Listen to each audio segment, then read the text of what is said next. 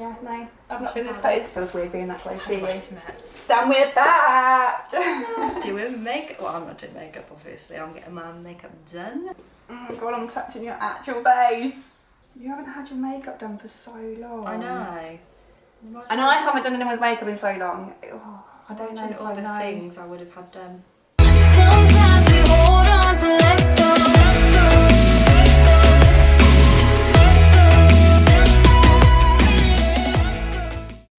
Hi everyone, this is Luxe owner Abbie and welcome back to another Luxe Lessons. Well, this has been a long time, hasn't it? It seems like such a long time since I've done someone else's actual face of makeup. I know we've been bringing you loads of content still, but we've had to stop doing makeup on each other and on clients for a long time now. So this feels very strange, but I'm so excited to get back to it.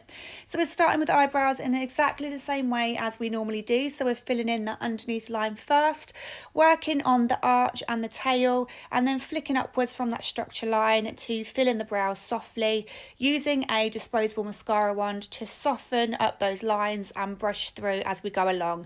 Then you might feel that you need to just add in a few extra strokes to fill in any spaces and gaps that you might have on the brow. Also, this is the first proper time of using the P. Louise brow pencil. I'm using the shade Espresso and it's an absolute dream to work with. It's got the finest point on it and I think it's going to be a staple of ours from now on. They're so inexpensive as well, so I definitely recommend going and checking them out on the website. They come in 3 shades. This is the darkest of the 3. Now I'm switching to my P. Louise eyeshadow base in the shade 02 Rumour. I've just got a Zoeva brush that I am using to cut sharply underneath the eyebrow and fill in the whole lid.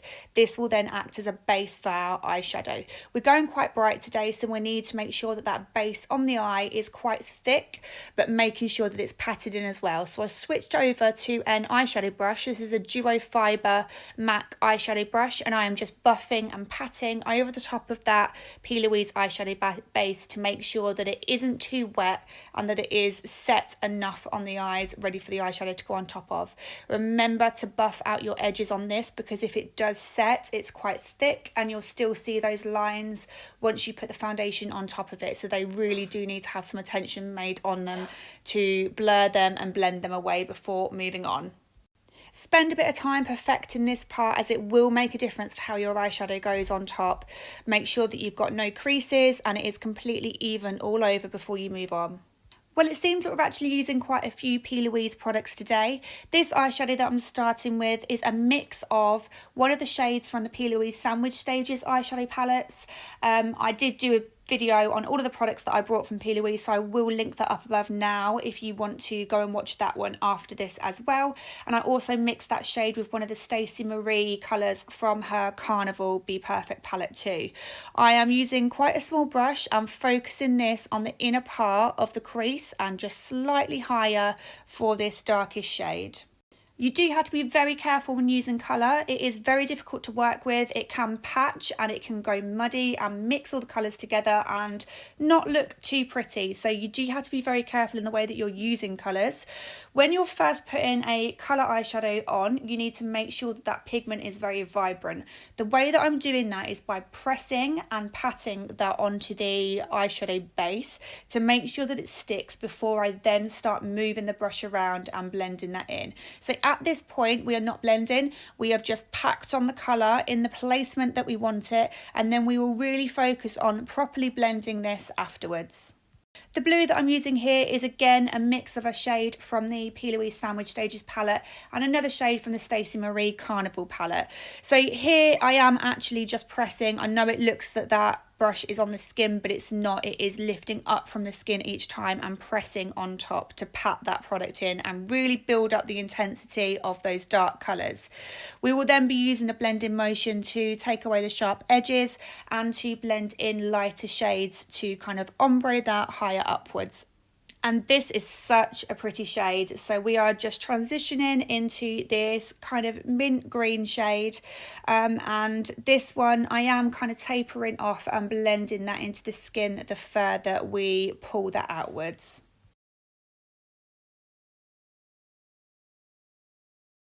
Now that we've got those darkest socket colours down, it's time to work on those edges and blend those out. The P. Louise Sandwich Stages eyeshadow palettes are perfect because they come in colour stories.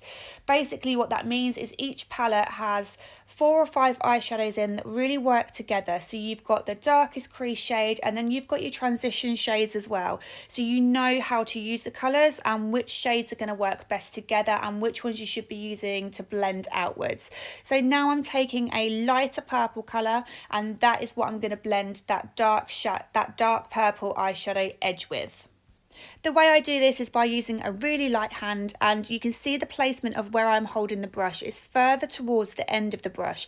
I'm not holding it really close down to the end where the bristles are because that will be too heavy and it will cause you to be using too much pressure, which may cause patching. So very lightly I'm taking those lighter purple, blue and green shades and blending that 50% on the dark shadow that we placed on originally and 50% higher onto the bare skin, and that will just create a really soft, nice blend for us where you can't see any of the lines of where you've used the darker and the lighter shade.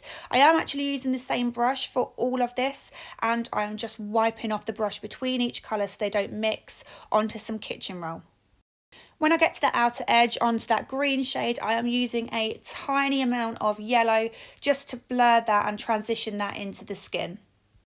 I just wanted to add an even frostier, lighter shade of blue, so I'm just going on top with a bigger brush and dusting that up right high underneath the eyebrow bone. I am trying to make sure that there is a slight gap so that you can see the skin colour, so we're not taking the eyeshadows right the way up to the brow. So I've just done the other eye and you will have a really nice, soft, kind of galaxy inspired colours looking blend just like this. And followed by a little dance from Emma. I think she must like it. So we've got our softness there, we've got our super blend. Now we need to sharpen all this up a little bit. We're going to get rid of all of that excess colour on the lid and make that really sharp and precise. So all you can see is the crease and then the blend that is higher than the crease as well. So I'm going to show you how I get the sharpest crease. I make sure that my model is looking straight ahead and then I've just plotted in my marker in the centre of the crease just there. I get my model to keep their eyes closed so I can gauge where that crease is with their eyes open and I can make sure that I am consistent with the shape. I always make sure that they're looking straight ahead so I can check that the shape looks nice and that it's not going to crease up any higher and ruin any more of the blend that we've done. So once she's looked ahead or upwards and we know that that base can't transfer any higher, I can then use those markers to join them all together and really perfect that to get the sharpest, crispest cut. So really take your time with this to make sure that you don't get jaggedy edges and that it really is really precise and sharp. Again, working with colours is so different to working with neutrals, so you may find that you're smudging around some of the colourful eyeshadow as you're putting this base on. Make sure that you're wiping that excess off of your brush onto some kitchen roll as you go so you're not mixing colour into this clean base onto the eyelid. Keep taking a step back and reassessing the shape, and then you can make any adjustments to make sure that it is perfect and that this can be seen still once your model's eyes are open. All eye shapes are so different, so this will need to be adapted for each and every person that you have in your chair. Once you're happy with your shape, it's really important that you go back with your duo fibre fluffy eyeshadow brush and blend away that edge. Note that we haven't gone all the way to the outer corner with that because we do want to blend eyeshadow on top and make a really nice ombre blend. So we've buffed away that edge so that the eyeshadows sit nicely on top of it without there being an edge. I've just set the top of that base with some eyeshadow, just any neutral tone will do, and then we are working at the base of the lashes with the corresponding shades that we have used in the crease and the blend. So to start with, I am starting with the darkest purple shade and using that right on the outer corner close to the lash line and blending that at an angle. So you'll find that towards the inner of the eye we are going thinner, and then the more we come out towards the outer end of the eye we are going much thicker with that, so that can be seen above the lashes and other eyeshadow shades that we are going to be layering on top. you'll really start to see this taking shape, and you'll notice how different the model's eyes look. So this will really change the shape of the eye. It will help to give the illusion of there being more eye space, a lot more detail, and being lifted at the outer corner of the eye. So you'll be able to see a massive difference already between the left eye and the right eye. Now with a flat brush, I am pressing on top an even deeper shade of eyeshadow just to really darken and give a lot more depth at the base of the lashes. This is where the strip lash is going to go on top of, so we just want a nice transition to make it dark, and then we'll still be able to see that first purple shade that we put down peeking up just above it, which will create a really lovely blend for this shadow liner.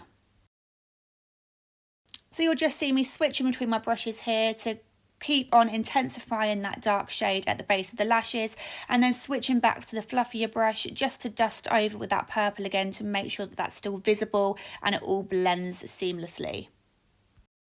The next bit didn't record, but it is just a tiny step. It does make a lot of difference though. I use the MUA glitter glue and a couple of the peaches and cream pigments and just press that on top on certain areas. So you can see here towards the centre of the eye, I used a shade called Pixie and Fantasy mixed together, and that gives the purpley bluey reflex. And then in the corner of the eye, I used a little bit of a silvery shade. Then take your strip lashes of choice. I believe that these ones are the Yasme Londons or Dubai's because we love them both, and this is how it should be looking. Just a little tip, we like to put a bit of mascara on before we put our strip lashes on, just to make sure that we've fully coated natural lashes so that they are as dark as possible and we've got rid of any eyeshadow fall down on them. And then you'll find that they blend easier with your strip lashes once they're on because they are dark and they match the colour. Then once the strip lashes have dried, we put on some more mascara just to really lift and join those lashes to your natural lashes. And now for the reaction so far. Can you just look straight ahead into this camera first, please? Oh, Abbie. I'm crying. I'm crying. Well, if that's not a reaction, I don't know what is. So we've applied our foundation already. If you want to see in depth how we apply our base, then I will link the video above now of how to get a flawless foundation base. And now we move on to the details. I am using a Morphe blusher palette. I love blusher. If you hadn't noticed already, I think it makes such a difference. It really brightens up the face and gives a lot of life.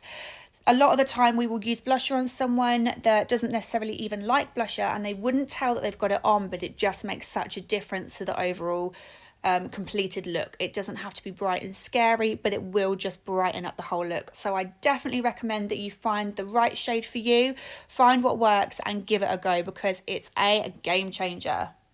Another little tip is to go back in and check your eyeshadow after you've done your foundation just to make sure that that blends into the foundation that you've just put on. You don't want it to look like you've cut off certain areas with your foundation and concealer. Then over to my favourite part, the highlighter. This was a Doll Beauty Shine Bright highlighter that I just added to the high points of the face. And then with stripped down lip liner, I am just outlining the edge of Emma's lips before I fill them in.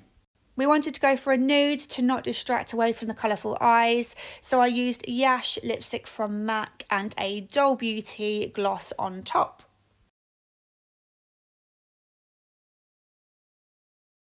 And oh my god, doesn't she look amazing? I loved creating this. This was amazing to get back to working on a real face, and let's just appreciate and watch Emma work in the camera. Thank you so much for watching my first makeup back. I hope you all learned something, enjoyed it. Please make sure you subscribe, leave a comment, and I will see you next time.